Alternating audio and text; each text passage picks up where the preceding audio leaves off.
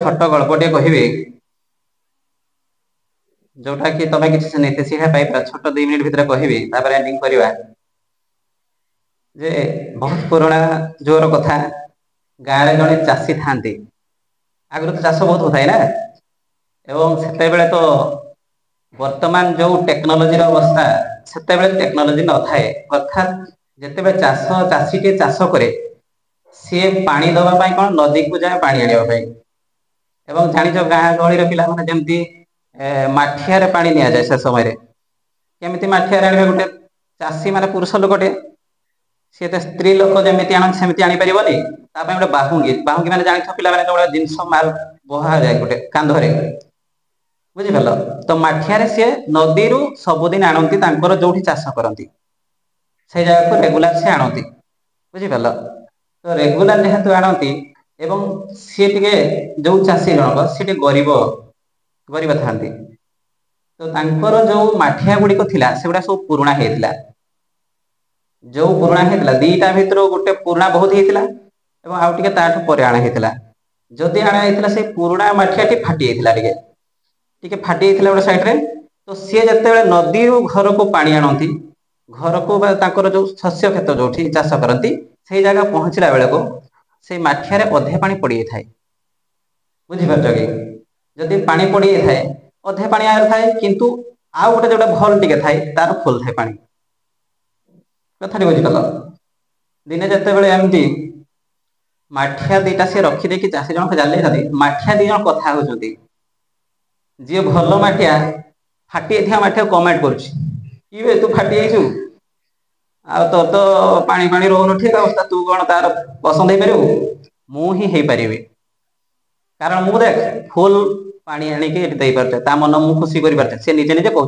भितर तो फाटी जाइए माठियाटी सी कौन कले दुखित है सतरे कौन मुत हतभागा जे मु मोर मालिक को खुशी कर पारनी एथि कौन मुझे रहा उचित ये चिंता कले राति सारा सकाळ बेला सी कि कह भावे किए चाषी को फाटी माठिया कि कहीपे तार साहस हुए सी सेमती ता दिन भी नहीं गले पानी आनले से अधे पानी ही पहुँची थाए अधे जदि पहुँची थाए पुणी थे तापर भी यही कथा कहले सी भल माठिया वाला पुणी कमेंट कला कहला तो द्वारा हेनी गोटे कम करिया मु मालिक कहूँ ते नहीं कि गोटे साइड कचाड़ी भाईदब देले तोर अवस्था रही तो सरीगला तू कहीं रही टेंशन दो सी हे तो जानव जे सेटा सरी नुआ गोटे किणव सी बहुत चिंता रहा कहला जे मते जदि जड़े कहूचु नहीं कचाड़ी भांगीदब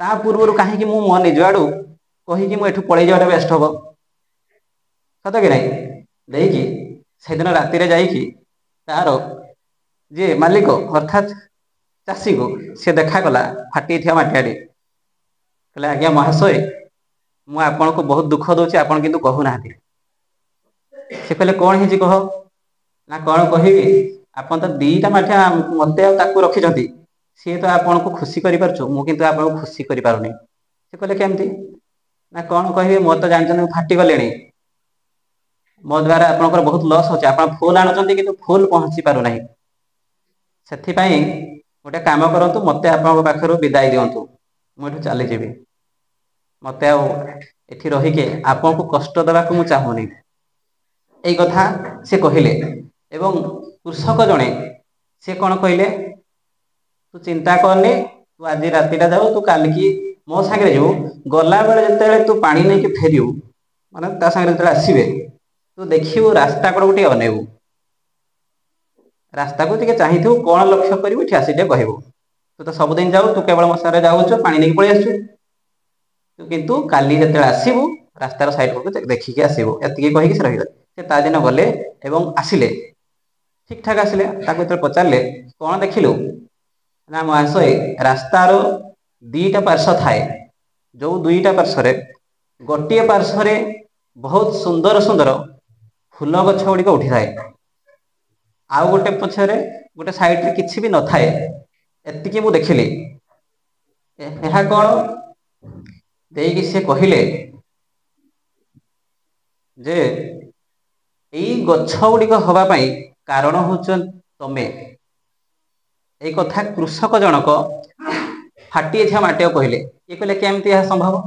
ନା ଯେତେବେଳେ ମୁଁ ନଦୀରୁ ତତେ ନେଇକି ଆସିଥାଏ ପାଣି ଫୁଲ କରିକି, ତୋର ଯୋଉ ପାଣିଟା ସାଇଡରେ ପଡି ପଡିଯାଏ, ସେଇ ପଡୁଥିବା ସ୍ଥାନରେ ମୁଁ କଣ କରିଥିଲି କି କିଛି ହାଟରୁ ଯାଇକି ଫୁଲ ମଞ୍ଜି ଆଣି ପକେଇ ଦେଇଥିଲି, ଯେ ସେଇ ପାଣିଟା ବି ସେଇ ଫୁଲ ଗଛ ବା ଅନ୍ୟାନ୍ୟ କିଛି ଗଛ ହେଇପାରିବ ସେଇ ପାଣିରେ। ବୁଝିପାରିଲ? ତାପରେ ଏତେ ସବୁ ସୁନ୍ଦର ଯୋଉ ଗଛ ହେଇଛି, ଏତେ ସୁନ୍ଦର ଯୋଉ ଦେଖୁଛୁ ଶସ୍ୟ ହେଇଯାଇଛି ବା ଶ୍ୟାମଳ ଦେଖାଯାଉଛି, ସେଥିପାଇଁ କାରଣ ହଉଛି ତମେ। ତ ତୋଠୁ ଆମେ ଆଉ କେତେ ଆଶା କରିବା? ତୁ ଯେତିକି କରିଛୁ ତ ଭଲ ମାଠିଆ ସେତିକି କରିପାରିନି, ତୁ କାହିଁକି ଟେନସନ ନଉଥିଲୁ? ତ ମୋ କହିବାର ଅର୍ଥ, ତମ ମାନଙ୍କ ପାଖରେ ବହୁତ ଟ୍ୟାଲେଣ୍ଟ ଅଛି, ଯୋଉ ଟ୍ୟାଲେଣ୍ଟ ଟାକୁ ତମେ ନ ଦେଖିକି ଅନ୍ୟ ମାନଙ୍କ ପାଖରେ କିଷ ଦେଖିକି ପୁରା ବିଚଳିତ ହେଇଯାଅ। ତମ ଦ୍ଵାରା ଯଦି କିଛି ଗୋଟେ ହଉନି, ତମେ ସେଇଟା ପଛରେ କାହିଁକି ପଡୁଛ? ବାର ବାର ଟେନସନ ନଉଛ।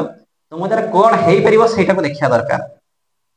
ତ ସିଏ ଯେମିତି ନିରାଶ ହେଇଯାଇଥିଲେ, ତମେ ମାନେ ସେଠି ନିରାଶ ହବା ଅନୁଚିତ। ତମେ ବି ବେଳେ ବେଳେ ନିରାଶ ହେଇଯାଅ। କିଛି କିଛି ପାଠ ଦେଖିକି ତମେ ମାନେ କଣ ସବୁବେଳେ ଡରିଯାଅ। ସତ କି ନାଇଁ? ତ ଡରିବା ଅନୁଚିତ। ତମେ ଯଦି ଚେଷ୍ଟା କରିବ, ସବୁ ସମ୍ଭବ। ସେ ଯେମିତି ଜାଣିବା ପାଇଁ ଚାହିଁଲେ ଯେ ମୋର କେଠି କିଷ ରହୁଛି ପ୍ରୋବ୍ଲେମ, ସେ ତାଙ୍କୁ କୃଷକ ଅର୍ଥାତ ତାର ମାଲିକକୁ ପଚାରିଲେ ବୋଲି ତାର ସମାଧାନ ଗୋଟେ ପାଇପାରିଲେ। ଏବଂ ସିଏ ଏମିତି ହେଲେ କି ଭଲ ମାଟିଆଠୁ ବି ଅଧିକ କରିପାରିଛି ବୋଲି ସିଏ ପ୍ରମାଣ ମଧ୍ୟ ପାଇପାରିଲେ। ସତ କି ନାହିଁ? ସେମିତି ତମର ଯାହା ଯଦି ଅସୁବିଧା କିଛି ଜୀବନରେ ହଉଛି, ତମେ ଯଦି କିଛି ଜଣେଇ ପାରୁନ, ତୁମର ଯୋଉମାନେ ତମ ମାନଙ୍କୁ ଗାଇଡ କରୁଛନ୍ତି ଅର୍ଥାତ୍ ତୁମ ସାର୍ ମାନଙ୍କୁ, ସେମାନଙ୍କର ପରାମର୍ଶ ନେଇକି ତମେ ଯଦି ଠିକ ଭାବେ ମ୍ୟାନେଜମେଣ୍ଟ କରିପାରିବ, ତେବେ ନିହାତି ତମେ କୌଣସି ପ୍ରକାର ଅସୁବିଧା ନ ପଡିକି ସଫଳତାର ଜାଗାରେ ପହଞ୍ଚିବା ପରେ ପୁରା 100% ମାନେ ଗ୍ୟାରେଣ୍ଟିଟା। ଯେ ତମେ ସବୁବେଳେ ବାପା ମା ହଉ କିମ୍ବା ଶିକ୍ଷକ ଶିକ୍ଷୟିତ୍ରୀ ସେମାନଙ୍କ ପରାମର୍ଶକୁ ଗ୍ରହଣ କରିବା ଉଚିତ। ଯଦି ସେତିକି ନ କରୁଛ, ତେବେ ତମେ କେବେ ବି ଟ୍ରାକରେ 100% ପହଞ୍ଚି ପାରିବନି ଯୋଉ ଜାଗାକୁ ପହଞ୍ଚିବା ପାଇଁ ଲକ୍ଷ୍ୟ କରିଥିବ। ଏହା ଅସମ୍ଭବ। ବିନା ଗୁରୁ ବିନା ପହଞ୍ଚିବାଟା ଅସମ୍ଭବ। ସତ କି ନାଇଁ? ତେଣୁ ତମେ ସବୁବେଳେ ଗୋଟେ ସାରଙ୍କ ପାଖରୁ କି ତମଠୁ ଯୋଉମାନେ ଉପରେ ସେମାନଙ୍କ ପାଖରୁ କଥା କିଛି ଶୁଣିବ। କଣ କହୁଛନ୍ତି? ଧୈର୍ଯ୍ୟ ଥିବା ଦରକାର। ଯଦି ସେ ଧୈର୍ଯ୍ୟ ନଥାଏ, ଯଦି ରାତିରେ ସେଇଠୁ ପଳେଇଥାନ୍ତା ମାଠିଆଟି, ତେବେ ସେ ଠିକ ଏଣ୍ଡିଂରେ ପହଞ୍ଚିଥାନ୍ତା କି? ତୁମ ମାନଙ୍କ ଭିତରେ ଧୈର୍ଯ୍ୟ ବି ରହିବା ଦରକାର। ଠିକ ଅଛି?